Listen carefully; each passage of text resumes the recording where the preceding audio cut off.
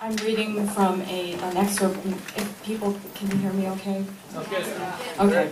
An excerpt from a novel that I'm working on, and it sort of comes about 200 plus pages into it. So, work in progress here. And it's sort of, well, no more to be said. It's just contained. So, we met on a frigid January evening, only days after a blizzard had dumped a foot of snow on every stoop north of Georgia, and had left the city with temperatures in the single digits. The idea of heading uptown to Miranda's housewarming felt about as balmy as taking a winter dip in Lake Baikal. But Miranda had given specific instructions that if I bailed last minute, as I often did in the dead of winter, she'd tar and feather and never forgive me.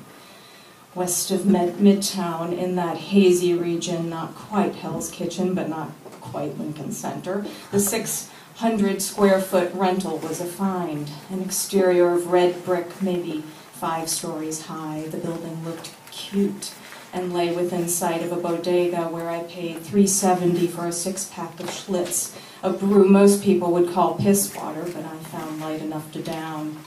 The building's harshly lit lobby caused me to waver, because lobbies tend to do that to me.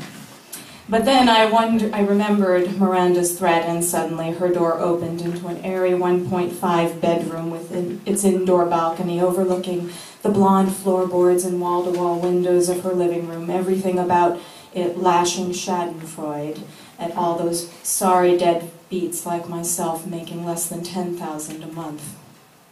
At the sight of my arrival, Miranda danced over, ever thrilled and smiling, in her Blade Runner mini dress, net stockings, and retro silver high heels, dangly earrings swinging clear of her short black hair.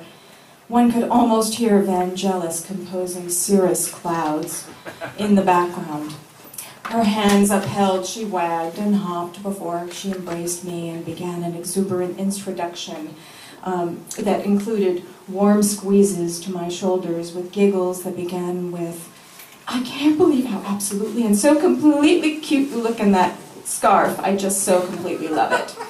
Turning to an olive-toned, Giacometti-esque runway model whose pronounced cheekbones and thick lips only accentuated the sci-fi of her enviable but surreally slim torso, Miranda gestured to her new housemate and called her Lulia. I watched in faint awe as Lulia moved in slow motion so that even her blink was a deliberate action meant to grace her sequins and lace dress. Meanwhile, other guests had already arranged themselves on an overstuffed sofa and 2 armchairs centering the space.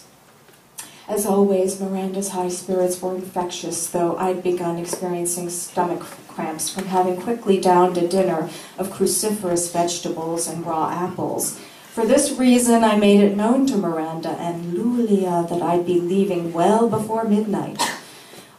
"Oh, come on, get off your Cinderella high chair. You absolutely cannot and will not predict when you'll be leaving. So don't even go there. Just go sit with my old college buddy Erin and tell him all about that amazing degree you're getting. She's so absolutely modest. Just don't let her get away with it, Erin. Jane is working on an MA in this incredible area, and I am so in awe of her." Then turning to me with a half-whisper, "Erin's a paralegal and does a lot of work around real estate. He's filthy rich." Almost as an afterthought, before making her way to the kitchen to rescue one of her famous pies from the oven, she pushed me gently towards the short, balding man with, hold on a second here, double chins, whose button-down flannel shirt appeared too tight and collared to be climatically correct. Sweat broke over his forehead like the greenhouse effect, though he made no attempt to dab it away, his stationary smile and stiff hands braced on knees betraying discomfort. I squeezed into a spot on the sofa next to him, trying to ignore the bloating in my abdomen and the uncomfortable fact that earlier, in the confines of my downtown rented room, I'd unconsciously gobbled steamed broccoli, cauliflower, and sweet potatoes while listening to NPR, forgetting to the wise saying, "Never eat Brussels sprouts, cabbage, broccoli, and especially cauliflower before going out for the evening." So, "You're getting an MA, and do you," Aaron began, the din in the apartment loud enough to muffle the rest of his words. I watched Miranda spiral up the miniature stairwell to the balcony where she puffed up some pillows and shouted down, "At Lulia, 4 bowls of munchies." "So," I began, straining to make the words loud enough, "I'm researching obsessive-compulsive behavior as it appears in literature and making connections between depictions of such behavior with religious ceremonial forms of similar behavior."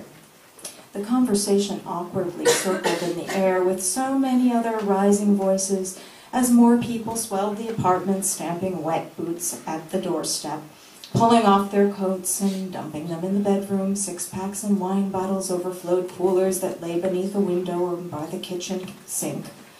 Half an hour later, I'd moved on to a gum-chewing millionaire who didn't lambast the legalities of purchasing 19th century walk-ups in Bensonhurst. Still sitting on the sofa with increasing discomfort in my gut, I listened with what I hoped appeared to be intense interest to warnings about right-wing fundamentalism. This guy wore a white button-down and suit pants, though I had trouble keeping my eyes from his dancing Adam's apple, which looked larger for the cherubic way his black hair framed his cheeks. I found that rocking slightly back and forth helped to keep the pain in my abdomen from making an embarrassment of me. At one point, I edged into Miranda's windowless bathroom, hoping to relieve myself of the source of discomfort, but no relief came, too much tension. Back on the sofa, I kept an eye on new arrivals, catching sight of one attractive man after another, some tall with goatees and cowboy boots, others dark or blonde, some muscled in suits, others wearing intelligent eyewear and turtlenecks. Still within earshot of the dystopian Adam's apple that faulted the religious right for the 1993 bombings of the World Trade Center, followed by a discourse on the rising prevalence of Christian cults and cults in general, I glanced at my watch to find it almost 9:30, time for my departure. You got these people completely brainwashed by the church when they're kids," undulated the Adam's apple. "But they grow up and leave for one reason or another. Later, when someone dies or they get cancer, what do you think happens? They remember God and they're right back at the church's door. But this time, they don't feel any connection with the old rituals. Rituals don't speak to them anymore. Enter the evangelicals, modern, passionate, offering the promise of community, which is why people turn to religion in the first place, right?" As my pedantic sofa mate sermonized, I watched 2 men enter the apartment, one short with a crew cut and forgettable features, the other soaring and athletic with sand-colored hair that hung to a strong chin, wearing a tweed jacket with brown elbow patches and a pair of tan corduroys. Garb that tweedy and geeky had to be detested by the kind of long-haired, easy rider meandering through the American West. And what was so at odds about this guy was if you stripped him of tweed, you'd think he was a young Peter Fonda in Ray-Ban Olympians. There I sat, forgetting my gut, suddenly fascinated by this juxtaposition of tweed, all Oxford and Cambridge circa 1955, against 1968's Hell's Angels hair and build. Sipping my cup of Schlitz, I too easily grew tipsy, and I blatantly stared at this tweeted Peter Fonda. My eyelids heavy, I watched him take a swig from a bottle of champagne, riveted by the way he tipped back his head as he pressed through the crowd towards the beer. He dropped his 6-pack, which he'd been carrying beneath his other arm, into a pile of bottles on ice. Moments later, Miranda appeared before me and grabbed me by my arm with, "Hey, Sugar, I want to introduce you to someone." She steered me towards the kitchen, even as I struggled to curtail the pressure that exploded in my gut. "Sugar," she said when we stood across from the bathroom. I thought she might suggest I eat her pie, settle on the toilet, and never come out. Instead, her eyes glimmered as she murmured, "Do you remember a guy from kindergarten named Ben?" Before I could say, "Oh my God," she spun around. There in front of me stood the tall man in tweed, the surprise of him causing a sharp stab to slice through my colon before everything inside broke loose. I reeled in front of his chest, my brain suddenly animated by the embarrassment of his close proximity, with only the din overriding the offensive noise. As relief deflated my belly, my eyes flew open. Beer in my cheeks, I cried, "Ben, oh my God!" I pushed him away from the spreading odor of a cruciferous revenge, bursting into laughter. In retrospect, it's clear none of this bodes well for my future.